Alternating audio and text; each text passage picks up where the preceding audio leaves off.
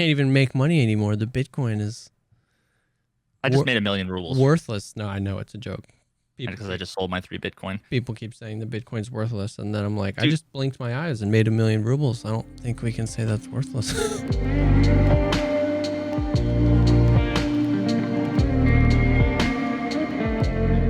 What's up, everybody? Welcome to the podcast, a show where two grumpy old men sit on our virtual front porch and yell about a video game we used to love. Get off my fucking lawn! Oh, you gotta beep that now. Sorry. That's fine. It's more fun. Get off my lawn! Oh, I should have just beeped it myself. Darn. Dude, sometimes people ask if that's like a Twitch feature that it can live beep things. It's like, how did it do that so fast? I'm like, dude, I don't know. It's crazy. I didn't hear anything. But what's up, everybody? Welcome. How you doing? You were speedrunning before this? God, I literally God, just sat down, so I don't. Yeah, no, I was just doing a bunch of runs, and I was just kind of like shooting the shit with chat, and so I kind of like wasn't really focused, so they were just kind of like sloppy. But then the last couple, I really was trying to like focus, and I was on some good pace, but then I fucked it up a couple times. And it's like I'm looking at the clock, and I'm like, we got to start soon. I don't want to keep anybody waiting. But just like one more, just like come one on. more. Oh man, I had to call it. It was like 11 minutes late. I'm like, I can't start another fucking run, dude. I can't do it. And then that only makes it worse because you're running up against a clock in game and a clock like you're looking over like, oh, 6:29. Oh, is he here yet? Like, I know. That only makes it worse. I just like. It's so interesting and I love it, but like I really don't know that I would be built for it because it seems like such a snowball thing where it's like you do 2 bad runs and it's like you need to like the next hour basically to just like throw them and detox in order to get back into it because it feels like such a mental game. Yeah, like in 2 different days, it can feel like 2 different things. Too. Yeah, like and it's probably the same with Tarkov. I'm sure when I get back into Tarkov, it'll. Like quote unquote full time again. Yeah. I'll probably have a different like perspective after having switched and done speedrunning and then having like just the different challenges with that. But it's so complicated, and actually this segues into something that I'm sure we will probably want to get into. When we have one of our next guests that we have, not sure if it's going to be. I think it could very well be next week. Yeah. Nothing's set in stone yet, I think.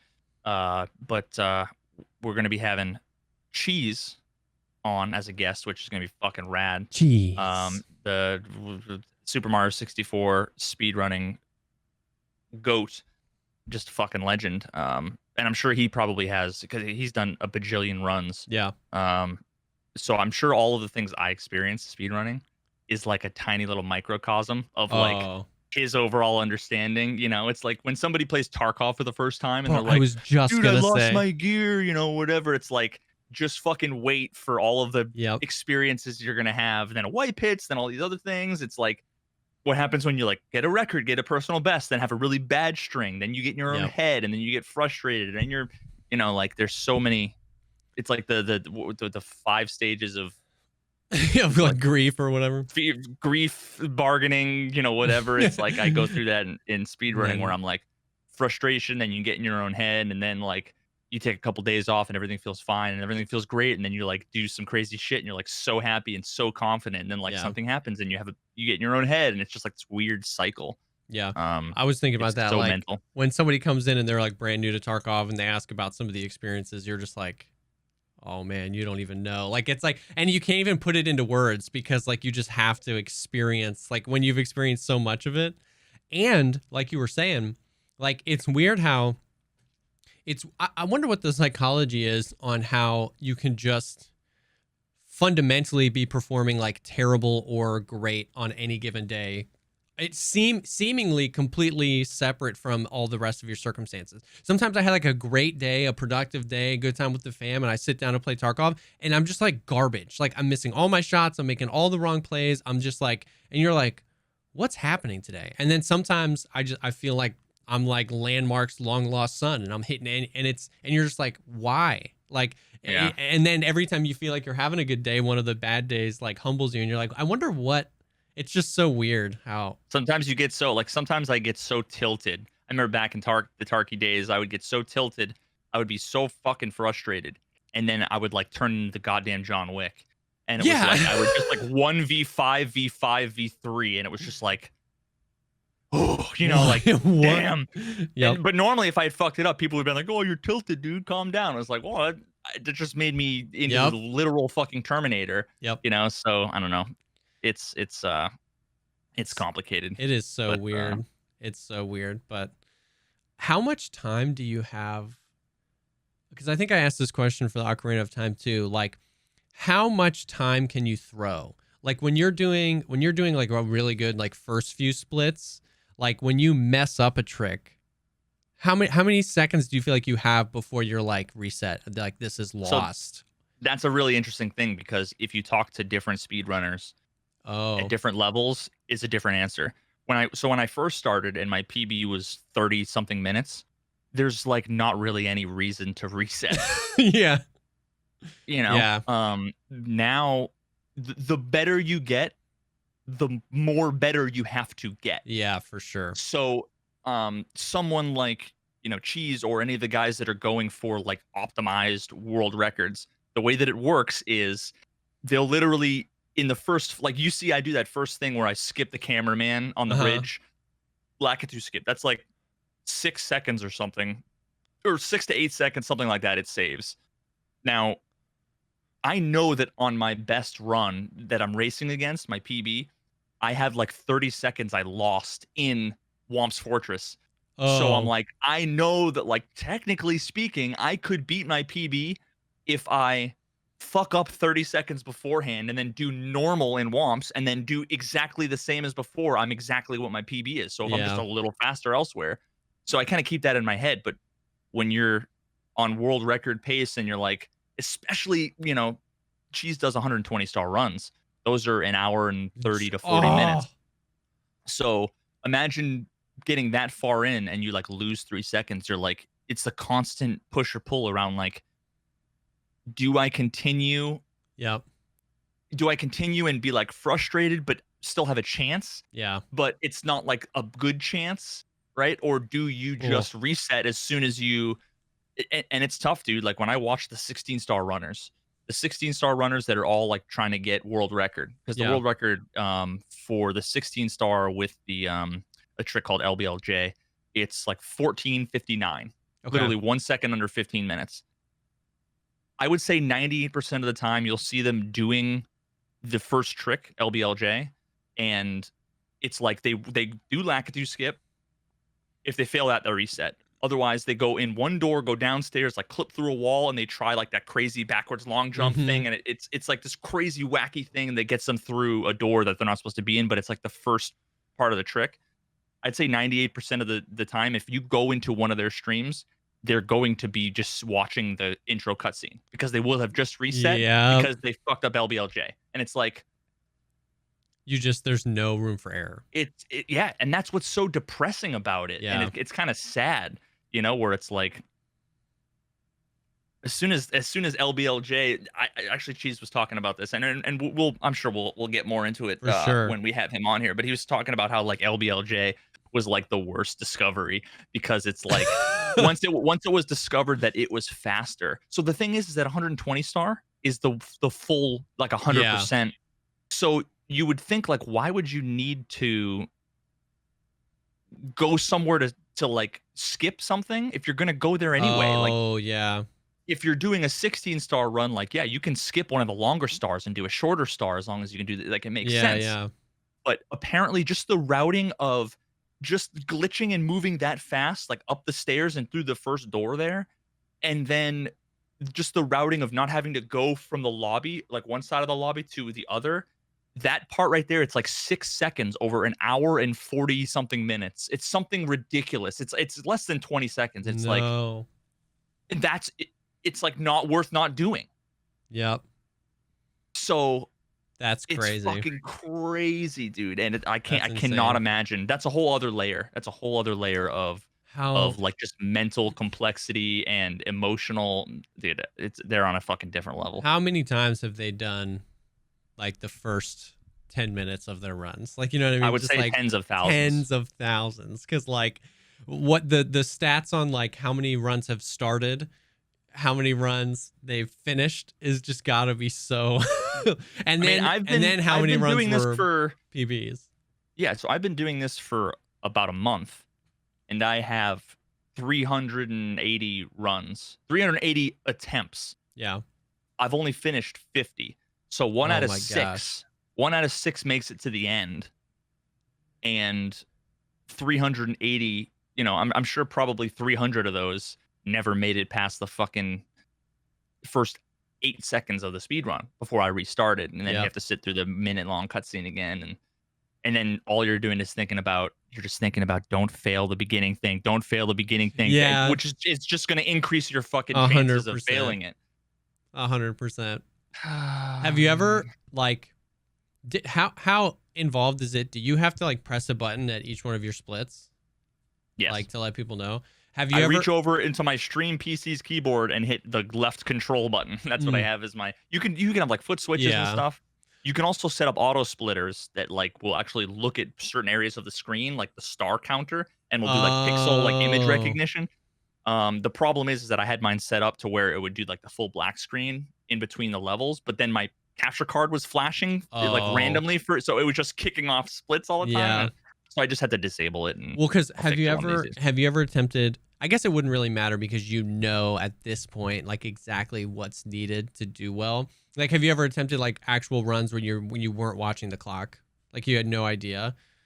Like just No, just, but you I would absolutely yeah, know. but that's I was like it kind of doesn't matter because if you mess up one thing one additional time, you would just know that it's a bad run. So it doesn't like really there matter. out of 300 and something attempts, I would say, and sometimes I get it wrong, but I would say like with like 85% accuracy, I'm like this is going to be a gold, and that means that it's the fastest I've ever done that split ever. And I'm like, this is going to be a gold, and I press the button and it's gold. It's like out of 300, Yeah. was able to tell that the one thing that I'm doing, I know that I've never done it faster than that. Yep. And so all the run is just a bunch of those string together. So Yep. you know what your pace is. Yep. And ultimately it comes down to, did you make any mistakes? Yeah. Because like in order for me to get sub 20, I'm going to need to basically not make. Yep. I can't make more than maybe 2 minor mistakes. I can't die. At this point, that will kill the run. Before I used to be able to die in PB. Which is how I was able to like knock off a minute at a time. Because it was like I did just as good as last time, except I didn't fail 10 Bowser throws.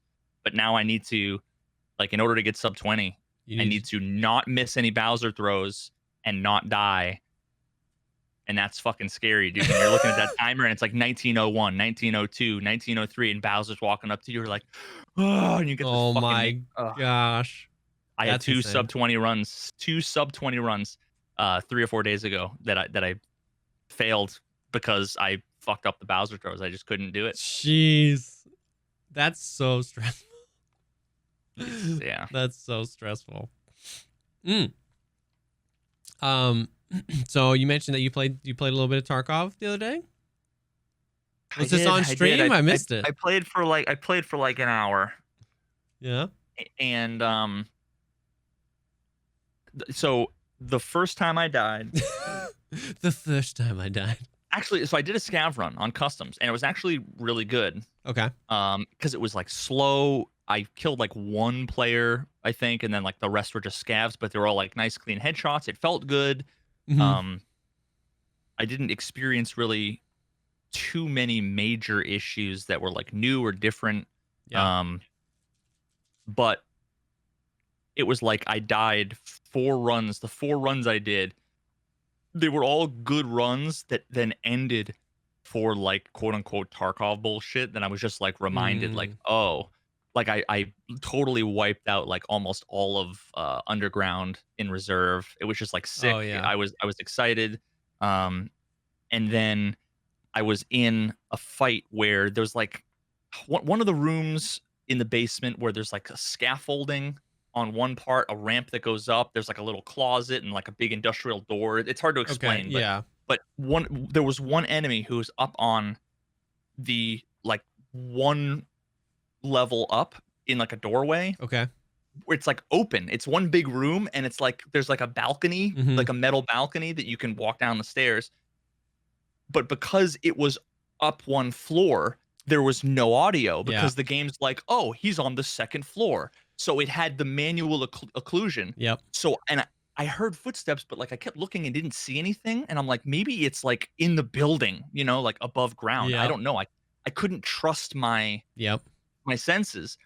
And I'm like, I'm looking at one guy and I'm like perfectly trying to do all this stuff. And then after I shoot the other guy, and kill like one dude, because it was like a 1v1v1v1. Yep. And I was like perfectly in the middle of all of them. All of a sudden you see out of the corner of the screen a dude just peek out and full spray, and it's like there's no sound. Yep. So I was like, that's a shitty way to die the first time around. Like, just take down a bunch of juiced up boys. I didn't get to loot them. You know, it was kind of like killed a bunch of them and never got a chance to even see what was in their fucking backpacks. Yep. And then the second raid, I don't remember if it was like desync or whatever. There was just something that was like shitty about it, you know? And then the next 2 times I died after that, because at that point I'm like, oh god, I'm whatever. Oh, and I kept dying to, and everyone was using MP7s. It was Head Eyes, MP7, 4 raids in a row. But I used the I used the 1911 for the first time, because I had like I killed somebody with like a decked out 1911. It was pretty sick. And I was on labs, and it was like Uber level 69 Chad streamer. You know, I could tell I was like hiding in the corner because I just had a pistol, right? And like level 3 armor. So I'm like, I'm going to try to play this smart. And I was over by where like the refrigerator cooler area is. Oh, yeah. There's like a Zamboni. And I was like in the corner, and he was coming from the main area, opened up and like jumped in and went like in front of me, but I was hiding behind the door, and I was like pop, pop, pop, pop, pop, pop, pop, and hit him 6 times. And he turned and just shot me with the HK and just killed me. And it was like, and the problem is that, I mean, first of all, pistols just fucking suck for the most part. Yeah. Or at least 45 does. And then I was literally like clicking with my finger, and it was like bang, bang. Oh, bang, because it limits your fire rate. How fast you can shoot. So, and the same thing with the new 9mm pistol. I had like 7N31 or whatever the fucking good ammo was, and I just was like trying to click, and I hit the guy 6 or 8 times, just didn't kill him, and then he turned around with a fucking M4, and it was like, jeez. I just like, yeah. I don't know, man. Willer's just finished a 1-40 with that new pistol. I saw it. He's been doing that. But he's like he's inhuman. Like, and he died a lot. You know what I mean? Like, you see the clips on Twitter, but like, of course, he's dying to those guys a lot too. It's like, I don't even watch shit. I just like, it's just so demoralizing. It's like a speed run where you do your best, and then at the end you throw it. That's what it feels like when you kill 17 dudes and then you die to a player scav. I just feel like I wasted, like, I built up all this anticipation and excitement. Yep. And then like right before the finish line, I tripped, and then people just stepped over my body, and I came in last place. You know, like, that is honestly one of the main reasons why I can't consistently play reserve, is because that is like the story. It's when you lose fights against PMC, it's whatever. But if you win any fights, you have like 4 seconds, and you're like, well, I need to scoop this gun before a player scav gets here. The amount of times, like you're killing Gluhar's guards or a team, you've killed like 2 or 3 of the PMCs. You know, there's one left. You're playing it patient. You're doing it well. You move up. You make the flank on him. You kill him. You go, okay, cool, I'm safe to loot. And then you hear the guy's foul, but you killed that guy 10 minutes ago, and a player scav came and picked it up. And it's like the way that they do player scavs is just, and I know it's like, well, I hope at least it's temporary, but it's just on that map, bro, it's out of control. That we always do scav armies, and we always do reserve, like we do them at the beginning of every night. Now, we don't go for PvP. We literally, like, everybody knows when we do scav army at the beginning of the night, wherever we spawn, we run to the button, we hit the button, we run to the K buildings, the train station, and we go for raiders. And if we get a bunch of raiders and some PMCs push us, like, let's see if we can dunk on some PMCs. But like, I get in frequently with a 4-man at 40 minutes. And it's like, And the way the system works, as far as I know, is there's nothing on the back end that's going. It's like when one dies, that just frees up a slot and they put another player scav in. And as far as I know, there's no like counter, because I've also gotten into reserve raids with my 4-man at 4 minutes or at like 9 minutes. And so it's like, as fast as the PMCs can kill the player scavs, they can spawn in. And so it's just, you just like can't. a fucking horde mode. Yeah, you just can't win. And it's crazy. It's like, I don't know. I would like it if you couldn't spawn in that early and there was a set amount of player scavs, 20 or something like that. And if they're all dead, bro, that's it. Let the raid die when the PMC leaves.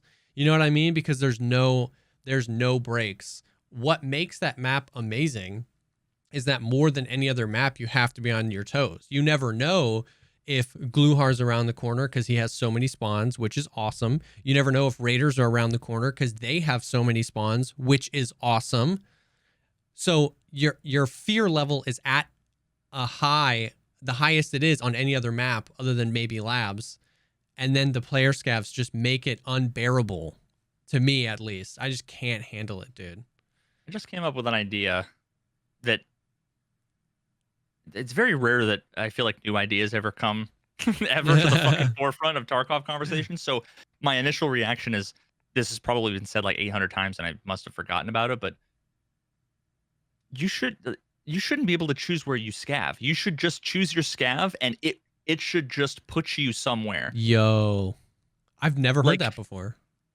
I don't think I have either, but like it makes sense. Like you are inhabiting scavs somewhere, you know, like I kind of feel like you should almost take over an AI like in the game already as opposed to spawning in a new one. Yeah. I mean, that would make more sense and it would be more relevant if like they actually maintain like inventory that's like matters, or if they like loot stuff, you know, and pick stuff up. Because then imagine if you spawn in as a player scav in the middle of a bunch of dead bodies because like you were the one of the AI scavs that like survived a fight for some reason, right? And like you were looting because now they pick up guns and stuff, right? He had picked up a shotgun and he has a shotgun on his back and like some food in his bag, you know, like that is, I don't know, super interesting. That is super interesting. I would kind of be down for that. I'd totally be down to test that out.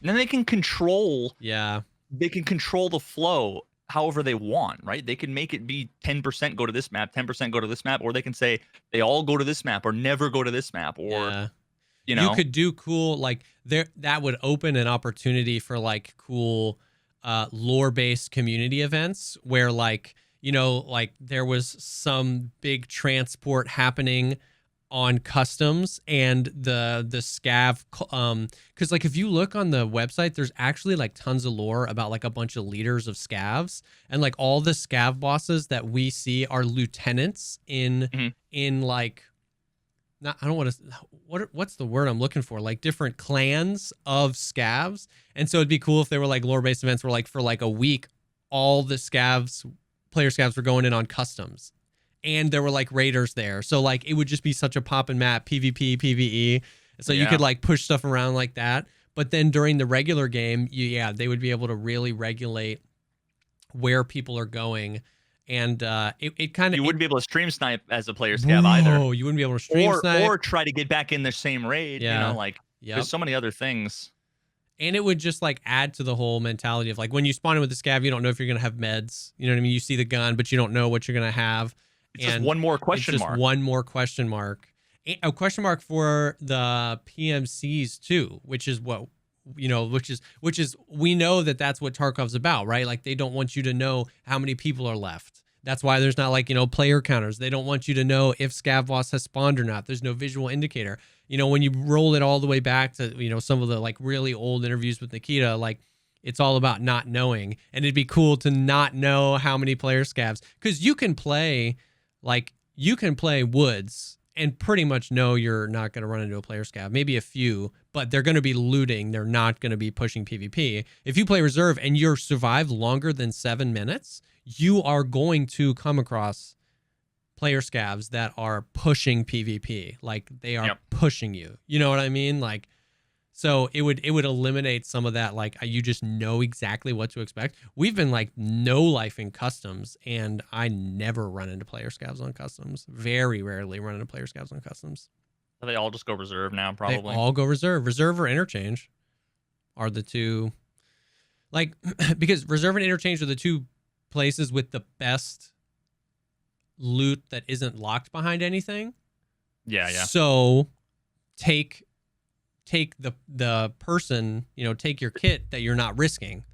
Yeah, there's scav boss and raiders and easy extracts. There's no fucking reason to go anywhere else, honestly. Yeah. That's another thing, is that the scav extracts are like so easy compared to the PMC ones. The PMC ones, it's either the fucking pipe or the hole in 100%, the wall. Dude, the pipe. And that's what we do. You're right by the K buildings where Gluhar is, or all the raiders. You just hike it to pipe. I was sitting in the train. Like, the train had come, and we're like, we'll just extract in the train.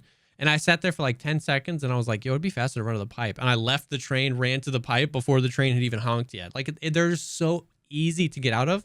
Whereas, as a PMC, they're hard to get out of. You either have to go down to the catacombs underneath and hope nobody's camping. You press the button, or you have to have a 6 million ruble red rebel. You know what I mean? So it just feels like it's one of those things where I don't even get mad at the player scavs on reserve, because the game 100, like every mechanic in the game says this is the best way. Like, this is the most efficient way. You're not risking anything. It's easy to get out. The chances of high tier loot is high. Why would you scav anywhere else? You know what I mean? Like, from a scav perspective, yeah. So it's not like anybody's abusing any mechanics. It's just the way the game is set up. Why would you spawn anywhere else? They just made it too good. Way too good, yeah. Which the karma is going to be interesting. The Scav Karma, with the current implementation of reserve scavs, will just make it even harder to PMC there. Because now, instead of fighting amongst themselves, all the scavs, you're going to have like 11-man scav armies. Because like this scav army 3-man and this scav army 4-man and these 3 randos all linked up, and they're just like storming the basement. They're just like, nothing you're going to be able to do. It'll be fun to be a scav, but it'll be atrocious to be a PMC. I wonder, have they talked about any more details about like what benefits you get or what issues you avoid with Scav Karma? Because here's what I'm saying. Imagine there's a PMC that you kill that is just decked out, right? Like, Alton, Fort, whatever, HK maxed out. It's got to be pretty good. Whatever negative karma I'd get from shooting this rando player scav is got to be really fucking good. Yeah. Or I want to avoid something really bad to not pick up a 1 million ruble kit. To not kill him and take the loot.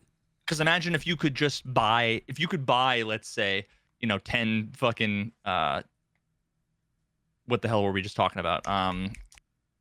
Karma, 10 karma points for 1 million rubles. Like, that's ultimately the question you have to ask, is like, would you do that? And some people would probably be like, yeah, probably. Yeah. So yeah, I don't know. They haven't talked about it. I mean, they've mentioned stuff like you would spawn in with worse and worse kits, which would make it, I guess, harder and harder to. It would make it just like today, you mean?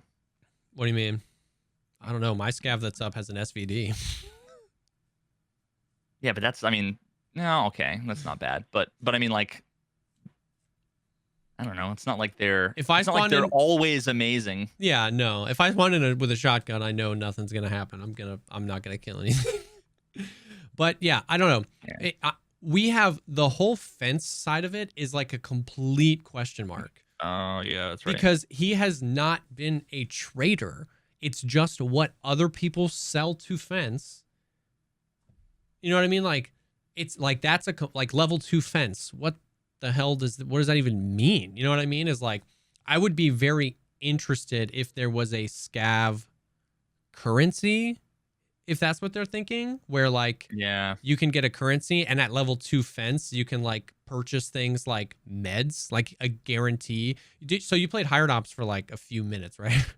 You know how like the more you get cash in your, so in Hired Ops, you get, I'm sure other games are like this, but I'm a PC noob. So in your raids, as you kill people, you get cash. And then when you die, with that cash, you can purchase like meds, better armor, or whatever. And if you purchase better armor, and then the next time you die, you'd have to purchase it again. But if you bought a grenade and you didn't use it, you still have it until you used it. So you could do that. So it would be interesting if there was like, if you got some sort of currency for surviving and helping, and then sounds kind of like CS:GO in a way. Yeah, maybe. And then kind of.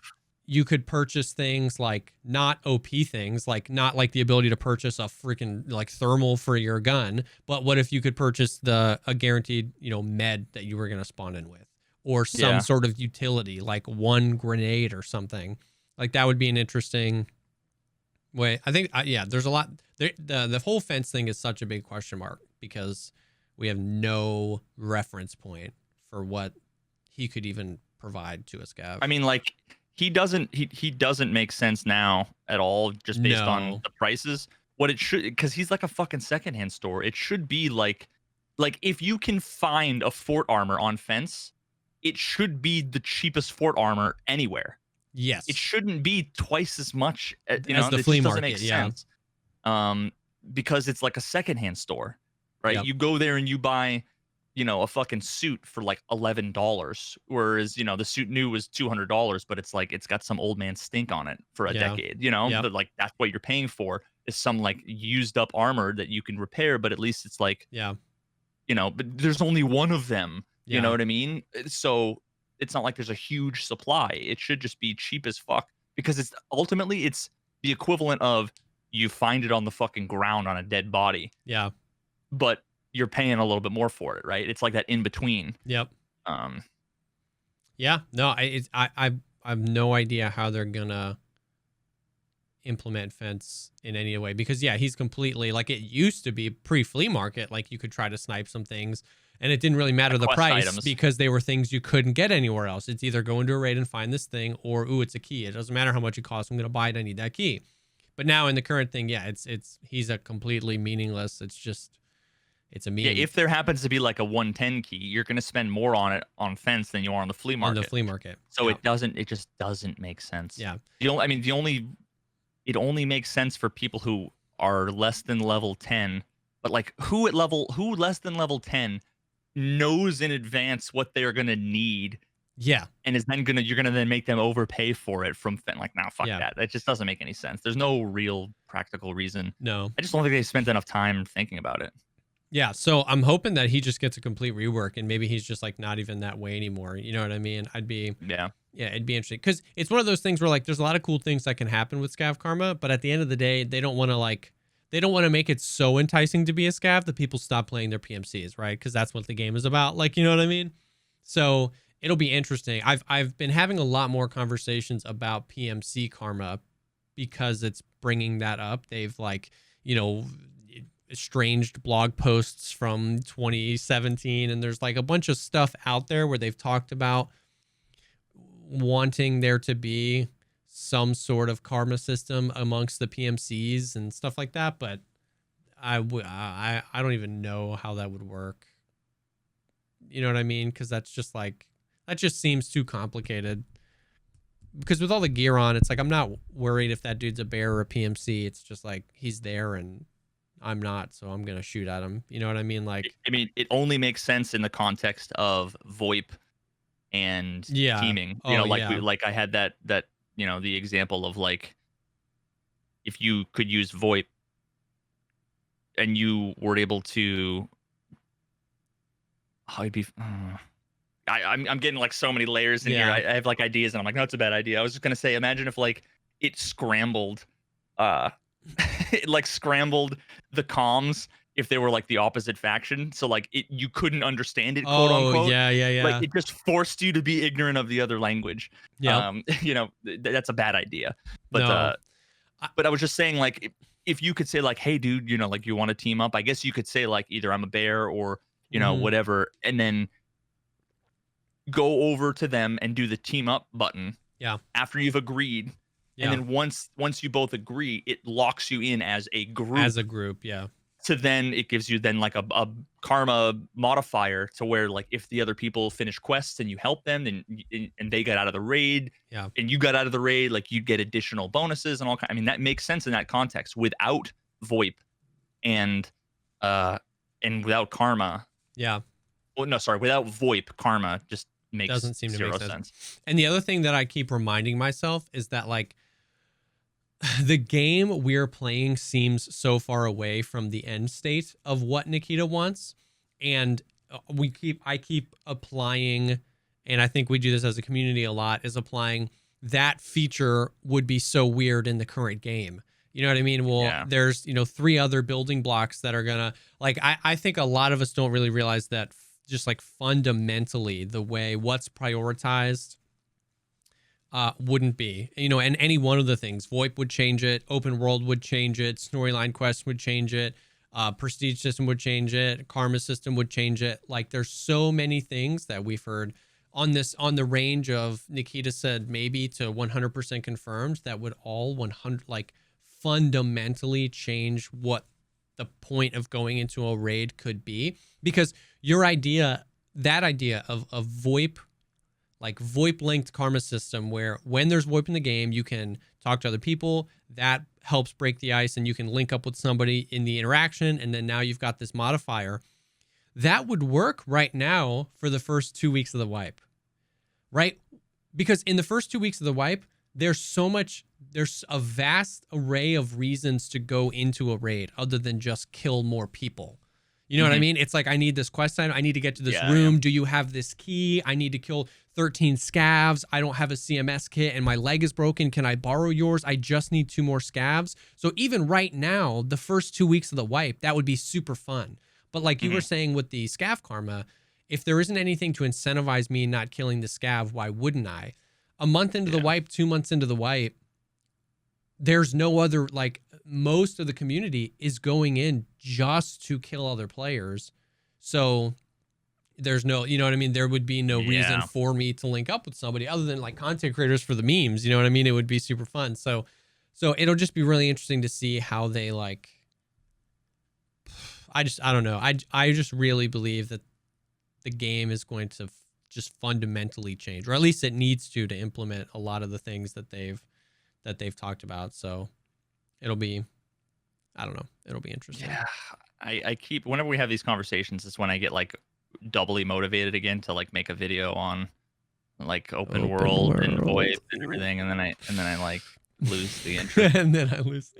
Oh man, bro. But I'm actually more interested than I thought right now about maybe doing. I want to do a video on an updated Comtax video, but also in the guise of like Steam audio, like almost do a comparison. And I don't know if this would be one video or 2 videos, but I want to do another, like, here's a comparison, a blind comparison between all the different headsets, because they would include some of the new ones, but then also a video where it's like, I would want to reproduce the same experiences where it's like, I'm at the top of dorms, someone's coming up the stairs. I would have me and you do like the same thing, or like when I had Steam audio on and then Steam audio off, and be like, could you tell the difference? You know, like, and then also the best case scenario would be reproduce like ghost footsteps, you know, or silent grenades, or all the other bullshit that people misattribute to Steam audio. Oh yeah, that was the other thing too.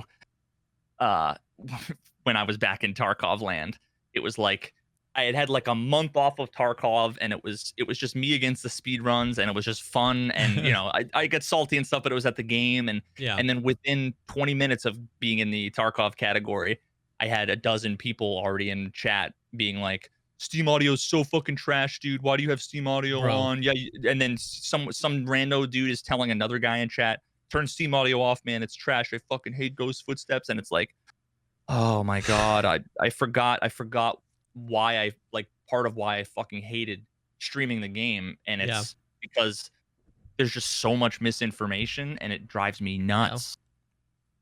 Yeah. I mean, that has got to be, yeah, a completely different experience in a game that was made in 1993. There's no more like, like, oh man, you know, this star's over there. It's like, no, this is all set in Yeah, stone. it's Like, been solved. There's yeah, no you know, fucking, it's that yeah. must be nice because it's crazy.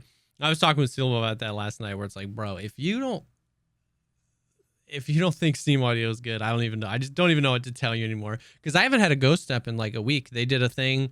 They did a like a I only had small, ghost steps like 4 months ago on yeah. day 1. They had I've never like had them again. they had like a small ninja patch that went out, and in the patch notes it said that it addressed whatever was the ghost steps, and I have not heard one since.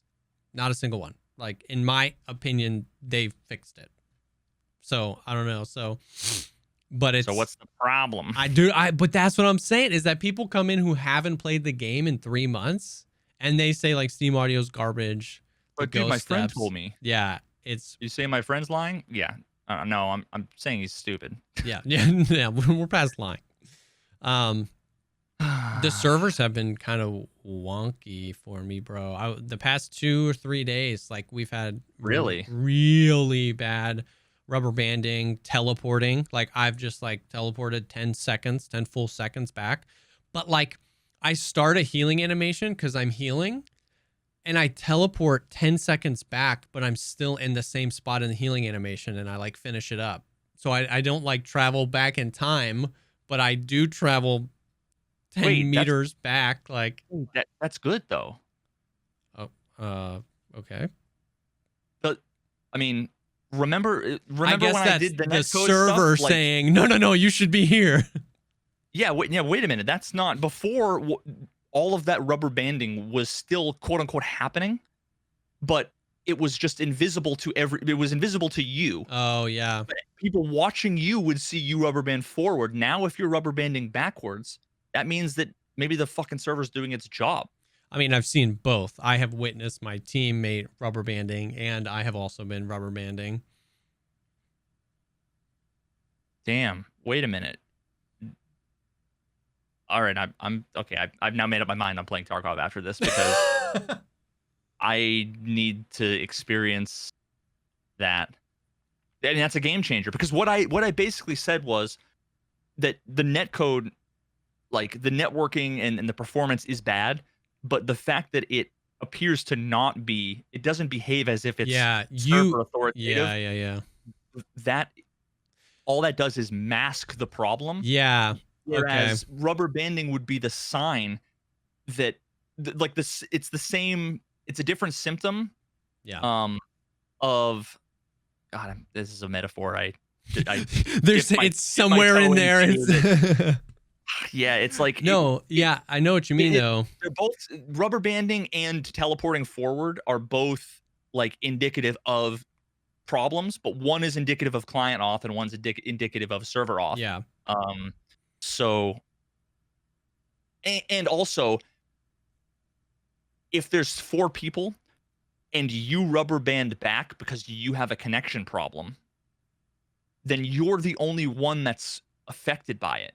In that instant. It's not the server totally freezing. Yeah. Although I can see the server freezing leading to everybody rubber banding backwards because it just doesn't process anything. Yeah.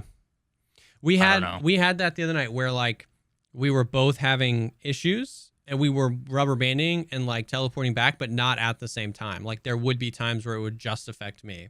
Like I would just be like bloop backwards and I'm like, what the heck? And then like a minute later he would be like bloop. And he was like, I don't know. It was interesting. We just had a few and on different servers too. Like, you know what I mean? Not on a specific server.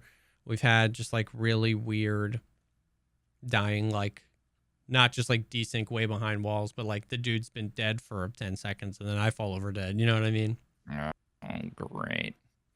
But you get me all excited and then but there's no rhyme or reason. It's either really bad or totally fine. Like, but I guess that's the thing with client. If it's client auth is that it always appears totally fine to you, but you don't really know. But it hasn't been consistent, but it's been more than usual. Like the past few days have been worse than usual for us as far as like server stability and stuff like that. It's been super weird. It's been super weird. Well, But for the most part, it's just more of the same. More Tarkov. Hopefully I can muster the strength. Yeah, the fucking moral courage to do some of this testing, because it's fun. It's fun. I should just fucking do it tonight. We're in full swing, just so you know. We're in full swing of the Wens wipe. Just like we're in full swing. Okay, now you've full swung me not full wanting. Swing. Just put it in your title, man. Put an overlay up on the top of your stream, like that the viewers see. You know what I mean? Just like, we don't know. We don't know. But they don't read that. Yeah. And then that'll get people to ask more. There's nothing you can do. There's no solution to the problem of people being annoying. Yeah. And to be honest with you, the what's annoying isn't, hey man, do you know when the wipe is? What's annoying is like when's 12/11, because I know that there's a wipe. And it's like, no, you don't. I hate questions that throw in. I mean, this goes back to the last fucking episode. Questions that are like, so given the fact that you used to be a member of the Ku Klux Klan, do you now? And it's like, whoa, wait a minute. Like your premises are not. If I answer at all, it proves your whatever you just said right. And so that's the thing is I would probably guess that it would be in 12/11. That seems to make sense. But the whole when people are just like telling people, or people are just like stating it as fact. It's like Nikita has been very intentional to actually, I don't think he's spoken the word wipe yet.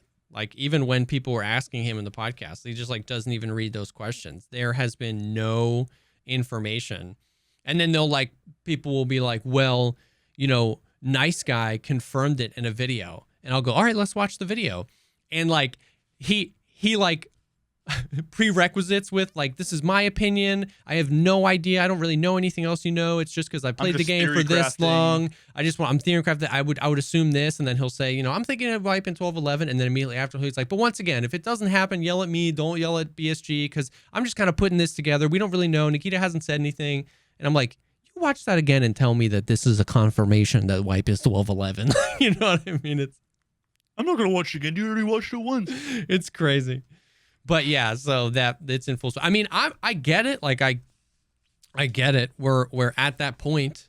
We're at the point in the wipe, in the feeling, and like, it at least feels like the player count is dropping off. 12/11 has exciting features. There was supposed to be, as far as I know, the Unity 2019 patch was supposed to be a 12.10.x patch. As far as I know, so I mean that could be imminent then, because we've had 12.10 for a while now.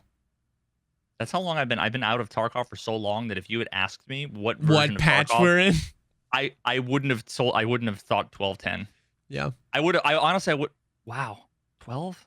I would have said like 10.4 or something. 10.4. Like, I don't remember. Was there an 11.0? Oh yeah. Oh yeah, 11. I've forgotten all the. Dude, I forgot all the versions. We've been in 12.0 was October 2019. It was when Reserve came. I thought it was still 0.8, dude. We're still in 0.8. I thought that was when Reserve came in 12.0. 11.7 I think was Labs. I think. Holy fuck. Yeah. Okay. Yeah.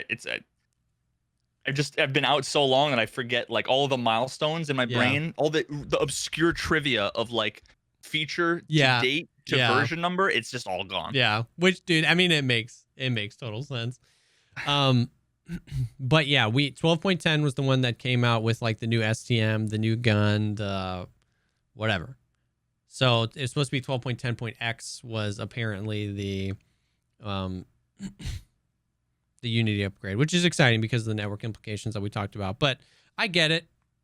Yeah, sometimes, dude, that's why playing other games has been nice, because it kind of just reminds me that sometimes I feel like I'm taking it too seriously. You know what I mean? I'm like, oh, we're in 12.10.q.7. When is 12.10.q.8 come in? Is it gonna, like, it's just like, sometimes I'm like, It reminds you that there's more to life than Tarkov. Just step out of it, let them work it out, let them do their thing. It's been weird though, because like I've been saying for the past few weeks, it's a weird rub of like I have been having fun playing the game, which is why I just want to keep playing it, but all that's connected to it which is the, you know, when is wipe, or when is this, or when is that, or is this patch before the wipe or after the wipe, is this 0.1211, and it's hard because I can't keep track of it all. So I'm like, I don't know. I'm just having fun shooting people in the face when the game lets me shoot someone in the face.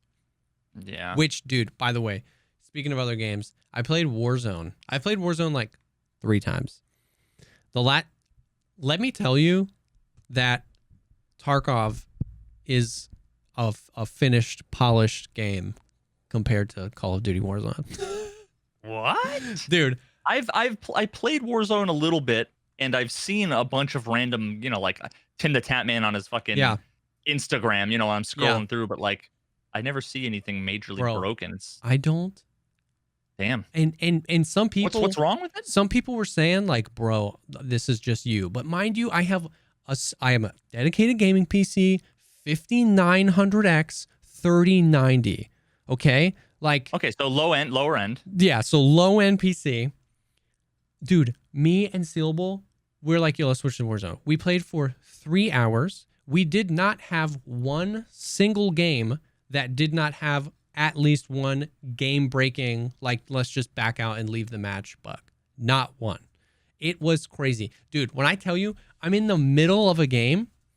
Imagine this happens. You're in the middle of a competitive shooter game, and your mouse DPI just goes times 10. Just... I sneeze and I 360 3 times. But in the game, it says my sense is the same. On my mouse software, it says my DPI is the same. But if I whisper, I 360. And so I close the game, which you can't reconnect to games. So if when I close the game, he has to back out. I go back in and it's like that again in the menus. I'm like, what? I close the game again and I open it. It's fine. Sense is fine. We play a game and then now Sealable has a bug, but mine was fine. And then the next game, boom, DPI times 10. Woo! Whoa, we're on a whole different game. I don't know. My game crashed 11 times. If you alt tab during that game, you're cursing for generations the children of the makers of the game, so they curse you. Lightning bolt, your GPU starts smoking if you alt tab during the game. Like, it was crazy. I was crashing all the time. Dude, you see the poor baby starts growing horns. Dude, Sealable had this weird thing. It kept forcing his game into like windowed, and he would go to the settings and he would click full screen, and when he would hit apply, the entire game would shrink to 200 by 200 pixels in the middle of his screen. When he would hit apply on full screen, and you could I was watching his stream, you could see the whole game in this tiny little pixels. And he's like, what? So he would quit the game and open it, and it'd be windowed, and he would try to full screen it, and he would do it again. And dude, we played for 3 hours. Like, it was crazy, bro. I don't know. It's been fun when we get to play it, but like, as a guy that's like, I've played, you know, Tarkov, a little bit of Star Citizen, a little bit of Valheim. Like, I haven't like a little bit of Star Citizen in my life, a little bit of Valheim. Okay, sorry. And then we went to that, dude, and we went back to Tarkov, and I was like, bro, I'm never complaining ever again. This is like $1 billion studio AAA game, the like probably arguably the most popular game on the planet right now. They did that event yesterday, and there was like 3 different Twitch streamers, all had like 400K concurrent viewers, and I can't play a match. Like, now, you're saying that like other people aren't reporting like widespread issues? I don't know. My chat was flooding with people that were like, I've been telling you guys that Tarkov isn't as bad as Warzone for forever. And then I had people coming in and being like, I've literally never seen any of the bugs you're experiencing in my entire time playing Warzone. So I don't know, bro. We could not get that junk to work. It was wild. It was wild. Damn. Okay, well. So I'm sure that some of it's fixable. I'm sure that other people haven't, but it just gave me perspective on my complaining on Tarkov. That like, my gut reaction is crazy. Is like maybe you guys both downloaded the same fucking malware anime porn or some shit. That Bro. you guys share the same folder, the same Dropbox. Yeah. It was wild. It was or weird. like you got the same fucking video drivers and mouse drivers that broke Warzone or something. Because that just seems so fucking weird to me. But it was like it's totally not obviously like against the realm of possibility that one of those games gets totally broken. Yeah. But it's just like, had you played it before? I know, like 2 weeks ago I played and it was like kind of buggy. Like I alt tabbed once and my capture card exploded, and then we got that fixed. And then I played the next time I played was a few days later. I had the DPI bug like twice, but nobody else was having issues, so I just kind of suffered through it. And then the third night I played was with just Sealable, and we weren't experiencing all the same bugs. He would experience the DPI bug like I would. And then my game just flat out crashed like 6 times. His game never crashed, but he experienced that weird full screen bug, and I never experienced that. So it wasn't even all the same bugs, dude. It was like just weird.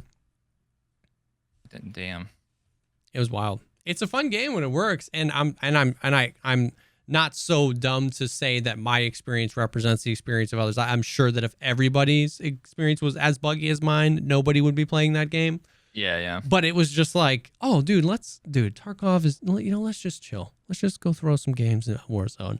And then we're like, on the forums on blizzard.net trying to just get the damn game to work. And I'm like, this isn't the stress-free experience that I wanted for tonight. You know what I mean?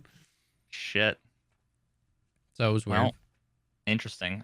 I have no major desire to check out Warzone again. It was fun. But I'm actually looking forward to giving Chivalry 2 a try, because it just went into like, I think it's closed beta still. I have to check my email to see if I'm in. I don't think I think I've heard of that, but I couldn't tell you what type of game it is. I'm assuming medieval, but it's like Mordhau, yeah. Okay. So basically when I play Mordhau, everybody's like, "Oh, were you into Chivalry?" Like Chivalry was, yeah, okay. Like I'm like, "No, I never played it. Was never really into it." It looks like it's a weird thing where it like looks like it has the potential of potentially being, it could be a better like Mordhau, but because it's like earlier in the dev process, some of the stuff kind of still looks janky and whatever. And I don't know, the community is probably just as toxic as Mordhau. I have no idea, but I want to check it out. Okay, and that's cool. And I had like one of the, I don't know what you'd even call them, if it was like a community manager or so, just somebody like reach out to me and give me some information. And it was just like, and they said something along the lines of like, I think, it would be cool to have you in the community. That was like, I can respect that. Like, that's worth me checking out. Yeah. It's not like when I get an email from some developer that's like, "Hello, I know you're in the EU and you want to work on some other thing. Would you like to play Raid Shadow Legends for?" It's like, I know that this 2D puzzle platformer is exactly the kind of thing I've been watching your stream, Joe. Oh yeah. And I know, and it's like you can just tell it's like a fucking copy pasted. Like, we've been watching your stream for some time and we love your content. Yeah, tell me fucking something specific about it. Nobody ever says, really loved your contact science video. If someone says that and they want to like get my attention, you've got my attention, right? But it's like when recruiters are like, it's the same thing. Every fucking community manager for all these games, they're all like tech recruiters. They're all like, "Oh, let's say you've been a fucking Ford mechanic your whole life and you're an expert." They'd be like, "We know that you super into Yamaha motorcycle scooter maintenance. Like, have I got the job for you? We looked at your background. It's perfect. Here's something completely fucking irrelevant to you." Yeah. It's like, sick. I'm glad you looked at my like profile at all. Yeah. Have you ever had an experience, this is like completely diverging away from video games, but similar to what you were talking about, and we've even talked about this recently with like talking about sponsorships and part on the last podcast. Have you ever like been approached by or had any experience with like agencies that want to because like I can see that being a goal one day because what brought that up is like I get those emails too, and 90% of the time it's like garbage. Exactly. It's like, "Hey Lou," and it's like, okay, I've been in your streams, and it's like whatever. But because of that, I have found myself, because of the quantity of sketchy emails, thinking every email's sketchy. Even the real ones seem sketchy because of how many sketchy ones I filter through. And then my brain goes to, man, if somebody was like doing all this for me, and then like there was like a human I was talking to that was only ever bringing me like sponsorships and deals that were like real, How that fucking just awesome that would be. seemed, yeah, exactly. So I was just wondering if you had ever either had So experience with those people or been approached by people, or I've had a couple different experiences. My main experience was mostly there was a very small company that was essentially two and then ended up being just one guy. That it was one of those things where it was like, when they're small, you have limited resources, but you also have the attention and the time to like really fucking focus, and that went on for a long time, and it went quite well. And then it kind of just like slowly faded as like things changed, and actually some of the things that I did with different organizations, with charity stuff and whatever, ended up like working with him, and he ended up getting like hired by one of those companies. So then he started like work there, and then it was like, you know, the contract like ran out like a year ago, and you know, we've never actually like fully established, you know, like what we never broke up, you know, we just kind of whatever drifted apart. But so there was that, and that worked well because I was never paying them anything. Yeah. They would take a reasonable cut of anything that they brought in. The thing with agencies, I don't know enough about this, but what I do know is like the MCNs back in the day with YouTube, those were almost unanimously bad for all of the creators. They were like good in short term and then fuck them over long term. And I just know that there's so many similarities that I'm gonna need a really good sales pitch and a really good, like, I'm gonna need someone to do a real good job to convince me. Because I've heard exactly people get roped into like, dude, we've worked with these brands and like we're gonna get you these good deals, and then a part of the contract is like we get 20% of your AdSense in perpetuity on your YouTube channel, and it's like, whoa, like that's awful, like that's atrocious. It's one of those things where if they took my channel, the way you have to think about it is, if I was to be at my current viewership now and or decline forever, or they could take it and explode it and then take 20%, you'll be better off, right? Yeah. But if you were already on an upwards trajectory and they add a little bump to it and then take a chunk of it, they're taking more than they're giving at that point, because you were already on an upward trajectory 100%. So but then the other problem is that like a lot of times if someone approaches you, they didn't do any work. Someone approaches you and it's like, hey, we want to sponsor you. They still get a cut of it. If Raid wanted to pay you $1,000 and you were the best friend with the CEO at Raid or whatever, they would be like, okay, we get $200 of that $200. Just by virtue of you work with because us. They could say, oh, well, it's a culmination of the different things we've done in your social medias. And I mean, at that point, it's all so nebulous that I'm sure that there are people and here's the rub. Here's like the fundamental problem. There are, I guarantee you, some people and or organizations that could provide you huge value and huge return on the investment, and it would be mutually beneficial. And there are other people who would just suck you dry. And there's no way to tell the difference. They all say the same things. They all there's all no their way. websites look the same. It's like exactly 100%. Now the one experience that I just recently had that really put a bad fucking taste in my mouth. I'm literally pulling up the email thread. Really? Because I'm like, this was almost something where I like tweeted a picture of the email thread and was going to be like, don't fucking do what this guy did. So I ended up talking, and I'm not going to name names. I'm not going to name companies. But essentially somebody had reached out to me and said like, hey, like you're really close to hitting X subscribers on YouTube. Like, great job. I'd love to know what your goals are. And I ended up talking with him on like a Skype call for like an hour, talking about what my plans were, all the different things I was doing, talking about like mobile app space and all these things, right? And then he was basically like, okay, well, let me send you some like a PDF that's like a bunch of case studies for some other people. And it's like random obscure streamer I've never heard of, Joe Schmo. Yep. You've 10x their growth. And it's like any of the people that have ever been associated with me could attribute, Nvidia could say that they were the reason why I grew. You know, Oh, Juju yeah. could say, like, there's a million reasons why. And I'm sure that there's some elements to all of that, but most of it is I fucking make content, you know? So it's Yeah. like, if I wasn't making the content I was making, then it wouldn't matter how much you fucking talked about me and how Yep. much you sponsored me and did giveaways or whatever, right? So, so I ended up talking with him, and it was like just reading case studies provided by a company. It's like when Yep. when a company's like, we'll send you scientific papers on why our thing is. It's like, no, I like by definition, I literally want like a unbiased third party Yeah. that you didn't hire, you know, for your scientific research. But so I had the whole thing. I mean, most people know I had a death in the family, and I've been super busy Yeah. with dealing with the estate and everything. So the guy was like, hit me up like every week. It was like, hey, have you taken a look at the thing? Like trying to hard sell me on like, hey, and I was just like, I'll totally own the fact that first of all, I wasn't even sold on wanting to do it. Yeah. So I wasn't even super motivated to go and read For through sure. pages of random research to then still not be sure of what the deal was, right? Yep.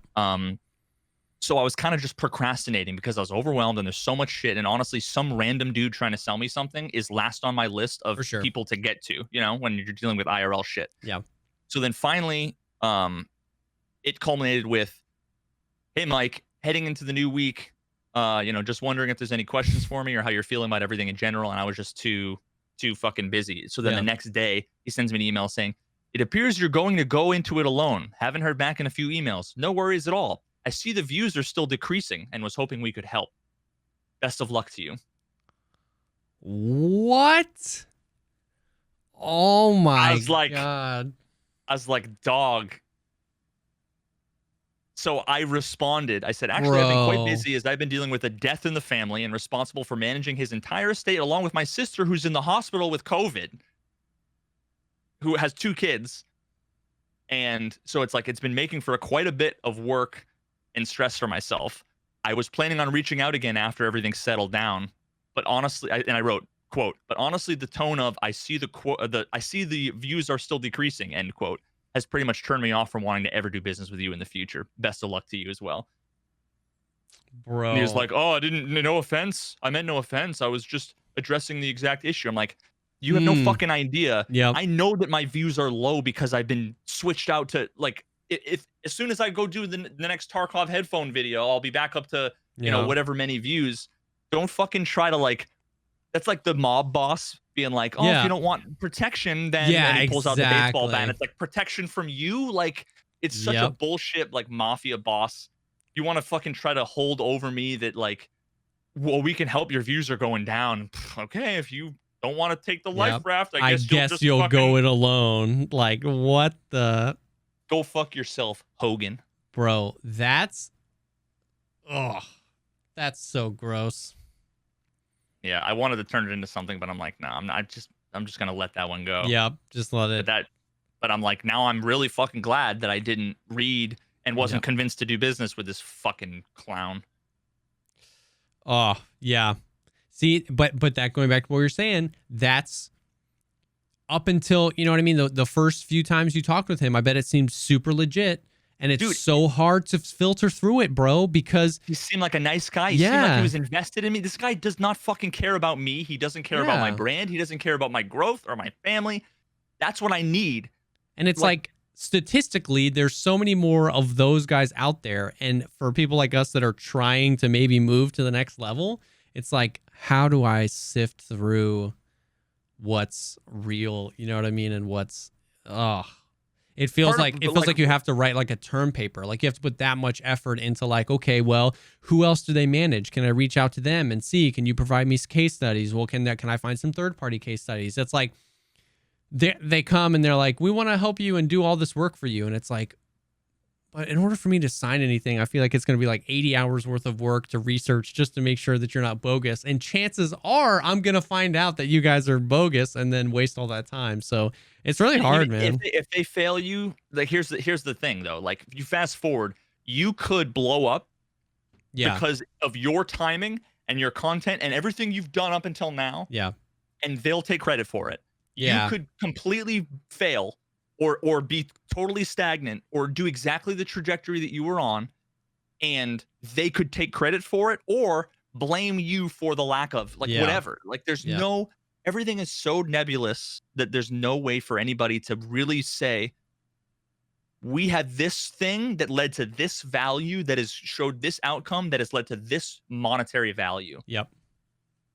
Like honestly, the dream for me, and it's so unrealistic because it's like I'm guaranteeing I'm assuming the outcome at the beginning. It's the only way that like it makes it worthwhile. But if like someone would come and like work for me as my manager, like one-on-one as like a personal assistant kind of thing. Yep. And then they would help manage social media, help me, brainstorm ideas. They'd basically be like the equivalent of they'd be sitting here, 100%. helping me almost like a moderator, but like full-time kind of thing. And then the best thing would be I turn into PewDiePie or whatever, and then I can pay them $1 million. Yeah, 100%.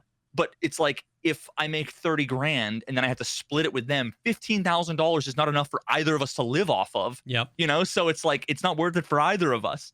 So it's like that's why it's tough, because like in the meantime you can't compensate somebody in a meaningful way. For sure. You're almost it's like a startup business. It's like invest half of your fucking life savings in a business because I think it can take off. You might end up being bajillionaires, or you might just be like every other small business out 100%. there. So. And it's hard because like on paper, these influencer management companies, like, because like you were saying, some of them work out really well for people. Like some of the really esteemed ones, like Loaded GG and stuff like that have like really big names behind them. Because on paper, this really does make a lot of sense, right? A brand that stands in the middle and can represent a plethora of creators has a lot more weight to then approach bigger brands and be like, you know what I mean? Because we can get you millions of this. So like on paper, it makes sense. JesseKazam, how do I, get to work with, NVIDIA? Find somebody on LinkedIn, like maybe that would be really hard, but so on paper, it makes sense that these entities stand in the middle, represent a lot of people. Because they represent a lot of people, they can guarantee to the brands a lot more eyeballs, which makes it work for the brands. So that's what's hard, is that it's such a good principle. It's just also a very exploitable principle to a group of people, gamers, that don't know that world. So it's like the dream, but it's hard to get there because it's just it's very easy to It's like the equivalent exploit. of being a lawyer, except you don't have to do 8 years of school. You can just fucking call yourself the thing. Yeah, right. Exactly. So it's hard. It's just that was just an interesting thought coming off of what we were talking about, where it's like we sift through all those emails and it's hard. It's hard. I've said no. I've either said no or not responded to things that I thought were sketchy, and then like 2 weeks later saw like every Twitch streamer was doing a sponsored thing for that thing, and I was like, oh, that one was legit. And I'm like, I didn't know. I didn't have time to just like, you don't have time to every email you get like spend hours like researching their game and seeing who's playing the game and when does the game come out and this and that. And then sometimes you miss them and you're like, I wonder how much money I just left on the table. I don't know. You know what I mean? So it's, dude, and that's how I haven't experienced anything that's been like a scam or sketchy or anything like that. Yeah. Or at least, I mean, I'm sure I have like dismissed them all, but I haven't been involved in one. But I have been involved in a few things that were like, oh shit, like this is getting a little weird, but then it sorted itself out because like real life stuff, like doing a company approaches you and they're like, hey, I'm a company that does, giveaways or whatever, let's say. mm-hmm. And I'm representing Sony. I'm just pulling this out of my ass. Yeah. They want to do a giveaway for like a flat screen TV or whatever, right? And it's like, okay, cool. They help you. They get you followers on Twitter, blah, blah, blah. Then you're basically just using each other's platforms, helping each other grow. And then also your community gets some free shit. Cool. Great. but then it's like someone wins. It's someone, because your community gets to a certain point where it's like Joe 89, you know, like who the fuck is that? I don't know. Yeah. Like it's almost never somebody you fucking like see no, every day. yeah. Just because of the sheer numbers of things. You know, I've got hundreds of thousands of followers, and some of them just clicked on the thing for giveaways, and you know, Yep. and never actually said, or a lot of them lurk in chat, and I don't know. Maybe they've watched me for fucking years. Yeah. And they just have lurked. I mean, that's totally fine too. But then you're like, okay, cool, great. And then like a week goes by, and then you get a Twitter DM like, hey, dude, like I haven't heard anything back from this company. And it's like, yeah, fuck. So now it's like I got to reach out to the company, and sometimes they don't get back to you right away. Sometimes they're like, oh no, we talked to Sony, and Sony just had a back order thing because of COVID, and it's like, oh, okay, cool, fine. And then the next week you find out that they get it. But then it's like it's such an unregulated wild west 100%. that like at any point, any of these companies could just be like, I've never heard from the company again. Their website doesn't exist anymore. Yep. And it's like, and now it's you are the scam artist. Yeah, because you were the face of everything. I wasn't charging for anything, you know, like I'll refund you your Twitter follow, you know, but it's like there has to be fucking something to like help. I agree. There is a hole. There's a lot of gaping holes in this industry that have yet to be filled. I think COVID expedited the attention economy shifting away from like bigger things towards this new type of media. I mean, think about like 2020, like there were like no new movies and no new TV shows. So everybody was watching Twitch, you know what I mean? And YouTube and Facebook gaming and stuff like that. And so it really expedited a lot of attention moving this direction, you know what I mean? And on top of the fact that the industry was growing already, and like every year there are more streamers across all these platforms that can actually make a living doing this. And what hasn't caught up with it yet is like any real way, you know what I mean? Like you don't hear about like basketball players that got scammed into thinking they thought they were going to join the NBA, but they weren't, and they lose all their money. It's a really clear process from playing ball in college to making it to the NBA, and there isn't that for this. You know what I mean? There's no because this is largely online. Yes. Whereas if someone walks up to you, like there's just so much more legitimacy to someone who's got like walks up to you, can give you a business card, say they work for the company down the road, or someone else can vouch for them. You're like, oh, I know Steve Jones. He works at this rep company, right? And it's like, but once there's 8 million people working for every single company that you've never heard of, that all has like a fucking esports IO website. yeah. That's all just a fucking template, you know? It all looks cool, but you know, that's hashtag not sponsored by Squarespace, but it does not fucking hard to make a website that looks good. Yeah. So God damn it, we should be sponsored by Squarespace. We should be. So it's interesting. It'll be interesting to see how it plays out, and sometimes it can really feel hard to know how to like move forward because there's no laid out plan. You know what I mean? That's repeatable and works. So. Yeah, I mean we're all. I'm cautiously trying to move forward and have as many good things for the community, as many benefits as I can have, and as many opportunities without like at any point. I've seen enough movies to know that you sign that paper and life's over, right? Like but you miss out on, you know, signing the fucking thing where it was like, oh, you know, Mr. Beast just invested $1 billion in that company, and you know, and everybody who's a member of it, it's like I just missed. You know, you never want to miss the boat. It's the fear of missing out. 100%. But there's got to be. I mean, this is one of those things that you were going to look back and be like, yeah, no shit, because 10 years from now, there's going to be enough people that get scammed where it's going to become like FTC regulated, where you know, like there's going to be rules and laws, and there's going to be contract lawyers and legal representatives and tax people that are all specialized for this niche. Right now, there isn't. And that's why people like Healthy Gamer GG, you know, like what's his name? I don't know. Oh God, I'm forgetting. Healthy Gamer. You know, Healthy Gamer GG. You know. Yeah. Dr. K. He does he does the interviews with people? Yeah. Okay. and he's like a mental health. I don't know exactly his bona fides, but like he's basically a mental health guy that streams on Twitch, but like talks about like he is tapping this untapped reservoir of, you know, like somebody needs to be like, I'm the streamer tax guy. And they could charge a fucking bajillion dollars to like, I know exactly how all of your stream elements tax stuff needs to get filed, and they're going to give you the, I mean, like just coming up, there's so many opportunities for all these things adjacent to this ecosystem. Right now, like it's still the Wild West, and we're trying our fucking best, but it's scary as hell, dude. It's scary as hell. It is.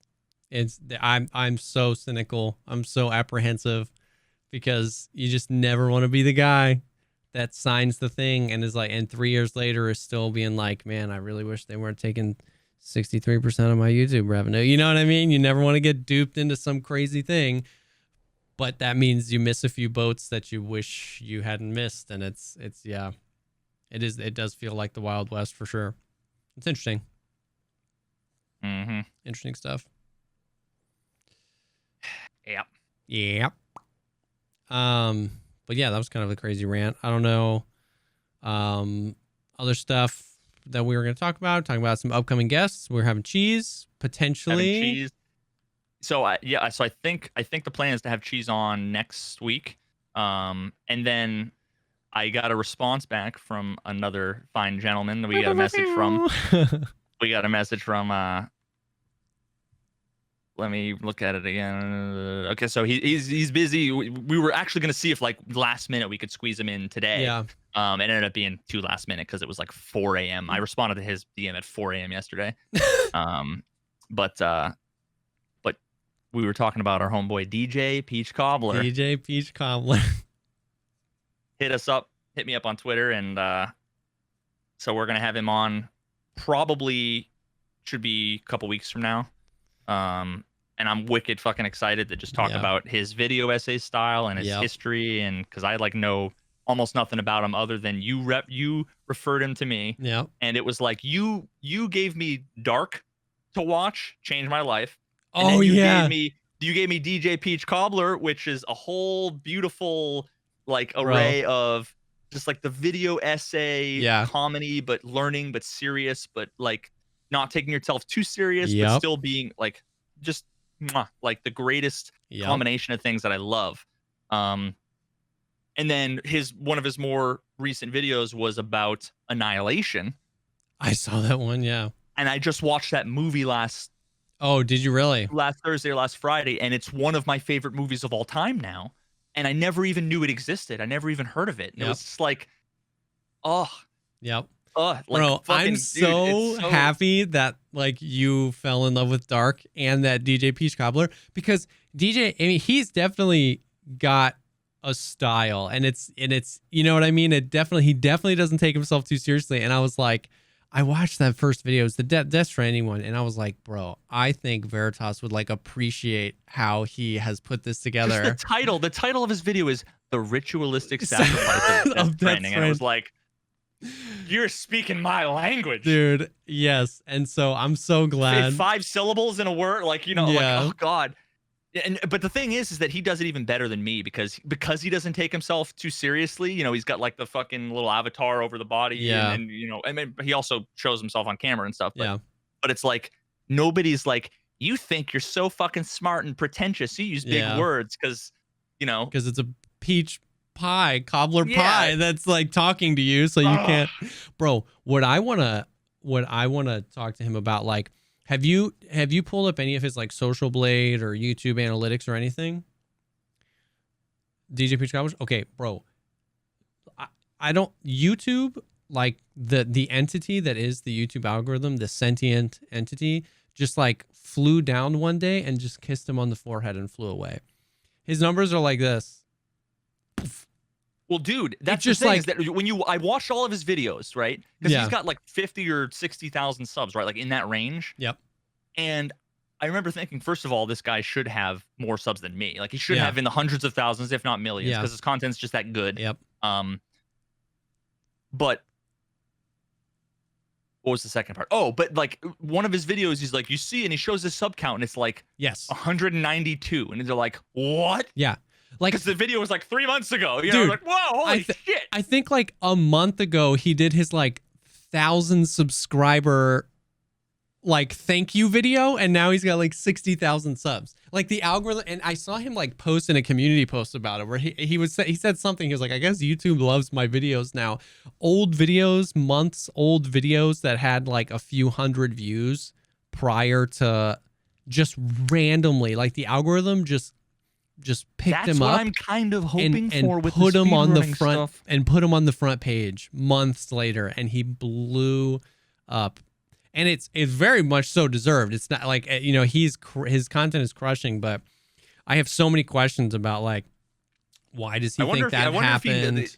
You know his answer is going to be like, dude, I don't fucking know. Yeah, 100%. Shit. But like, I find myself unintentionally watching more longer form content on YouTube. There was like it slides, that scale slides. There was a long time where it's like short. You got to make shorter videos. You got to keep, you know, you need watch time high. So if you make it short, you hook at the beginning. It's you make it right at 10 minutes and 1 second. So you can put ads, but it's a short enough video.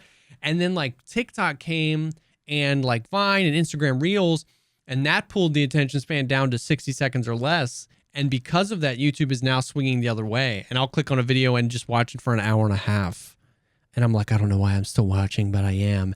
And I wonder get really if there's sad when I'm looking through someone like DJ Peach Cobbler's videos and I see one that's like 26 minutes. I'm like, oh, like I know it could have been an hour. You know, like, yeah. But that's what I'm saying. Like, I wonder if there was some sort of algorithm thing where they were like, the algorithm was testing out on smaller channels if it started pushing more longer form content, if it would succeed.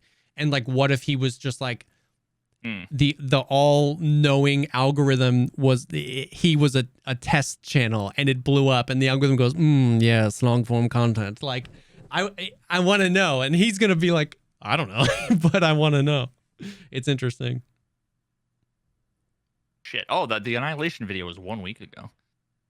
Yeah. Oh, yeah, his 10,000 subscriber Q&A was 3 weeks ago, and he has 91,000 now. Yeah. It's crazy. I mean, you have what, like 60? I have like 68,000. Yeah, and I've got, I don't know, like I've been at like 145, 155 for like fucking ever.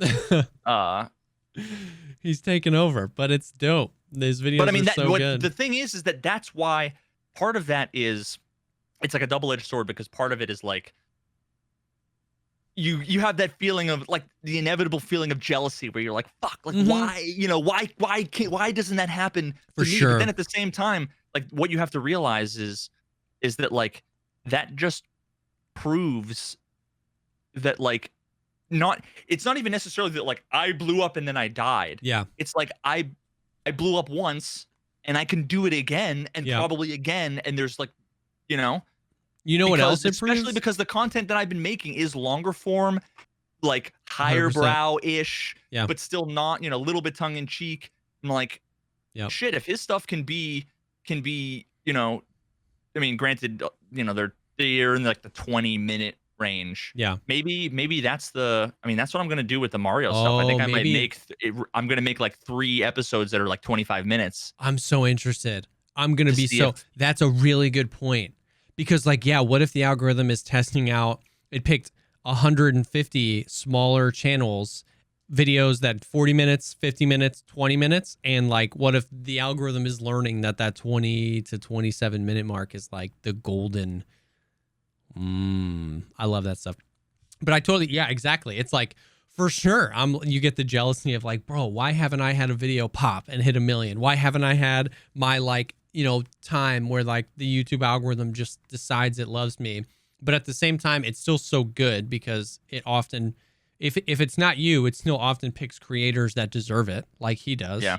And what DJ Peach Cobbler proves is like, that mofo did not start making videos for the algorithm. He was making videos for himself. Like that, if I was him, that would be so proud of that. Like he incessantly in his videos like mocks and memes on the like thumbnailing style of YouTube right now and Fortnite and the dances. He's always talking about that. But that's what's hot. If you want to get 1 million views, you put the big red arrows in the thing. And he's so anti that. And he just proves like just create the best content that you can. It doesn't guarantee you success, but like he's one of the guys that taught the algorithm something and not the other way around. And if I was him, that'd be the thing I was the most proud of.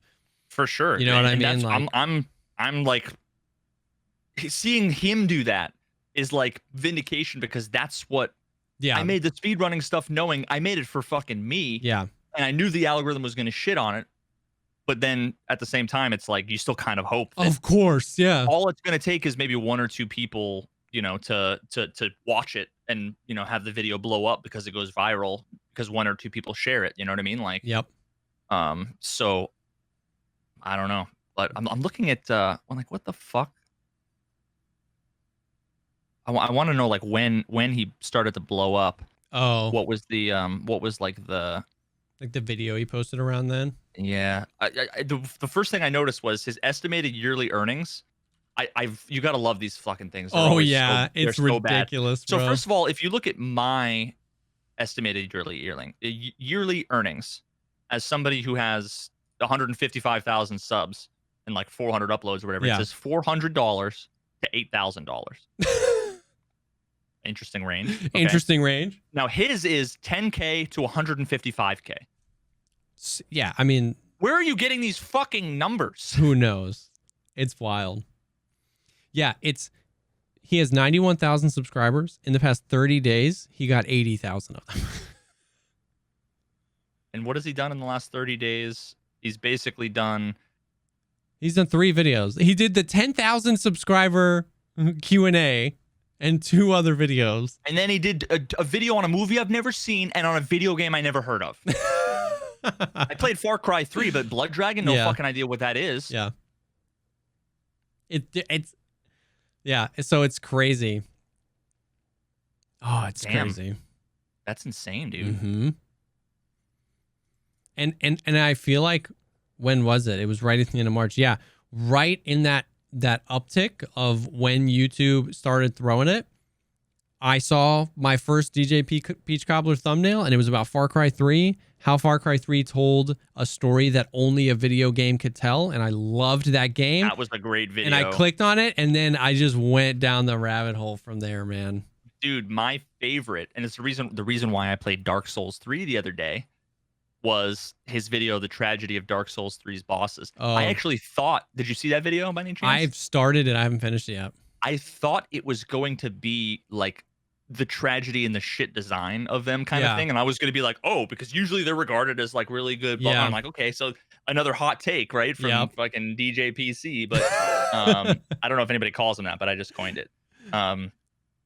But it was just fucking like the kind of thing that you would expect from. Did you ever watch Every Frame of Painting? Mm-mm. Oh, brother. Yeah. Every Frame of Painting is a great. I don't know that he uploads anything anymore. Okay. But he's got a bajillion shows. Videos. Every Frame of Painting. So I'll read you some of the titles. It's got 1.8 million subscribers. So like Jackie Chan, how to do action comedy. Edgar Wright, how to do visual comedy. There's a video on the Marvel Symphonic Universe, so it talks about music in like Marvel movies, my gosh. and how fucking bad it is, basically, because like it's all the same and it's all ripped off from everything else. Because the best part is the intro of the video is like, sing the Harry Potter theme, and people are like, na na na na, you know, like sing the Batman theme, sing whatever, and they name all these. Actually, Batman, I don't think. Well, maybe they do Batman. I don't know. I forget. But it was like all of these fucking epic like theme songs. Then he's like, now do it for the Avengers. And people are like, okay, now do it for fucking Hulk. And I was like, oh. Yeah. You know, it's just like kind of how like it's all fucking terrible and how so it's just beautiful as a video creator. Oh, and you were also fucking like a videographer, right? Yeah. So that's what it's about. It's about like filmmaking. So like Kurosawa, composing movement. How does an editor think and feel? Joel and Ethan Cohen. It talks about shot, reverse shot. I've learned so much about filmmaking, about blocking and color and texture and movement. Bro, watch those movies and the videos. They're like 6 to 12 minutes long. Like they're not long, but fucking phenomenal. F for Fake, 1973. How to structure a video essay. I took notes from that. Oh Trust my me. gosh. Yeah. This is amazing. I'm definitely gonna watch that, bro. The most recent video is 4 years ago. That makes me so sad. Yeah, man. But watch Oh yeah, watch all of his stuff. I will. Every single one is worth. The first one I saw was actually The Imposter. It's called Looking into the Lens. It has 666K views. That's fucking creepy as hell. It's like a documentary, and it talks about how crazy it is, how such a subtle detail, and this is the stuff that like really inspires me. So it's a documentary, and I won't like spoil much anything here, but essentially it's basically like there's an imposter where like a kid goes missing, and then like years later, like a kid shows up from like overseas or something. They find him in like Spain, and they're like, "This is your long lost kid," and he like doesn't look anything like him, but like for some reason the family like takes him in and doesn't ask questions, so the people are like, did they kill their son? And like this is their out, like they're now like, yeah, that's definitely our son. Like so it's just like this weird, like what the fuck is this story?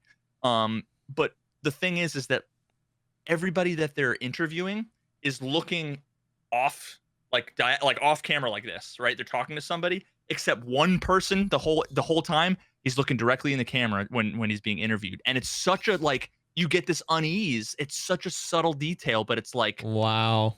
But it's like you would never even think, but you're like, that guy gives me a fucking bad vibe. Yeah. And it's like, oh shit, like it's such a subtle thing. Yeah. So you realize how like beautiful and wonderful framing and movement 100%. and oh god, there's just so much to the art of film that now I watch movies and I'm like, this is all trash. Yeah. This is all fucking garbage. Dude, that's amazing. I am definitely gonna check that out. That's incredible. You'll like 100%. They all have like millions of views, but I've watched them all like 15 times, and I just take notes because that's the kind of shit. It makes me want to buy a film camera and make fucking movies. Oh, I miss doing that. I do. That's so sick. We should work and come up with some projects, bro. I feel like there's so many things that like you and me would have a blast collaborating on. Like we just need time to do it, but like dude, that would be sick. That would be so sick. Like music, we're gonna have to make like a movie. Yeah, dude. Yeah, like for real. Like and incorporate all the different things. Oh, dude. One day, Twitch movie. Yeah, one day the podcast channel is gonna be like crazy, awesome collaboration stuff. Dude, the idea of Twitch movie, those two words together don't make sense, but so did Social Network back in the day. Yep. Bro, that would be really interesting. I can't decide if what I've just came up with is a complete non-idea or if it's $1 billion idea. Or if it's $1 billion idea. I don't know yet. Take electricity and add it to a car, and oh my god, you have Tesla. Wait a minute. It's like, did we just invent Blockbuster or Netflix or nothing? I don't know. Yeah, or nothing. We'll let you know next week when we're either millionaires or we're washed up cocaine addicts. We'll let it simmer on the back burner for a little bit. See what cooks. I think the only other thing, dude, the response to last week's podcast has been. I just want to give everybody a hug and a kiss. Yeah, has been incredible. Everywhere. Discord DMs, Twitter DMs, people calling us out on Twitter. The comment section of the YouTube video was like, I don't know. So thank you guys. It was so funny because it was just like, it just evolved into us just venting, just like getting a way to like get it out and to be able to talk to somebody that understands, right? Like we can both talk to our wives about it. You know what I mean? And I was expecting the comments to be like, I was expecting to have it be 50% downvoted. Yeah. And I didn't have faith in you, chat. I'm sorry, everybody in the community. I forgot how many fucking unbelievably beautiful folks there are, and I took you all for granted, and I'm sorry. Dude, it was so it was also, yeah, seriously, guys, all of you, thank you. Like it was good. It was just a feels good all week. You know what I mean? Like reading the comments and getting the messages. And so it was definitely like encouraging and motivating to keep doing it. You know what I mean? Especially because like some of our conversations behind the scenes were like getting speedrunning guests on, or DJ Peach Cobbler, which still isn't, you know, in Tarkov. And once again, that's not to say like the minute something happens in Tarkov land, we're both going to be super excited to talk about it and bring guests back on and stuff like that. But it was just encouraging that and motivating to just like keep working on it and having fun, because we're building our own little community that really enjoys what we're doing here. So it was just cool. It was just good. Feels good, man. Hell yeah. Hell yeah. Oh, you know what? I feel like we've evolved a little bit in terms of like almost leaning in closer to what we originally started, which is like the poggers things in life. Yep. Like whenever I have a friend over, actually it's been like fucking 10 goddamn years since I've had like since I've sat in front of like, you know, college, I guess, in my dorm room, or like, but back in the day it used to be whenever I'd have like a musician friend, you know, over from like out of state, it was like pull up YouTube videos and just like, what about this? Oh dude, I got one to show you. And it was just like showing them cool shit. And I've always wanted to like make a channel that was just like, let me put together the things that I fucking like. Yeah, because I'm always looking for like, what is a good YouTube documentary? Like, and there's never, it's always the same 100 things that I've either seen or they're trash and I'm not interested in. So like the fact that we're throwing all these things that it's just like life-changing fucking media. Yep. And so far you're like 2 for 2. You're like 10 for 2, because you got me into one guy who then got me into other shit. Yeah. I feel so good about that, by the way, that like, because when you recommend someone to something and they watch it, it's like, oof. There's nothing worse when you you're gonna love this video and you play it in front of them and they're like, when does it get good? Yeah, dude, 100%. And you're like, watch it again. Did you see what happened? And they just like don't appreciate it. You try to explain it, and with every word, you know, you're making it worse, but you still keep trying. Mm-hmm. So that feels good. I'm glad. But yeah, so I think, I mean, that's all that I had. I mean, I think that we got through most of the notes. It's yeah, it's exciting. You still gonna play Tarkov after this and do some testing? I think so. Yes, I will. All right, well, guys, thank you all so much for hanging out. Thank you for being a part of this community. It's been super fun. I'm sorry I've been getting later and later with I feel like I posted last week's video yesterday. I've been getting later, and I'm sorry, but I'm trying to get the video format of this out early in the week. None of you guys can complain, okay? Because Jesse, I used to do it, and then Jesse was like, yo, like, I'll take it off your hands, and I was like, totally, dude. So if anything, be mad at me because I gave it up to him. No. But yeah, so weekly show. We'll be back next week. We're getting back to having some guests, which is super exciting, because I think that's one of the common things we both love is other people's perspective. We just love to learn. We love to see. We got some speedrunning stuff, potentially DJ Peach Cobbler next time. And then hopefully soon we'll maybe hear anything about Unity or 12.11, and then we'll have a bunch of awesome Tarkov stuff to talk about. And I know that there are people that want to be on the show. There's people that we want to be on the show. We just really don't want to like be sad that we had X person on and we just all talked about the netcode and the desync. You know what I mean? Yeah. Like we want to have people on in an exciting time for Tarkov. So there are people that want to be on. There's people that want us to be on, and that will happen, or that we want to be on. And we just gotta get to a good time. So, which I think will be coming soon. So yeah. So thanks for hanging with us. We will see you guys next week, and yeah, catch you next time. Peace.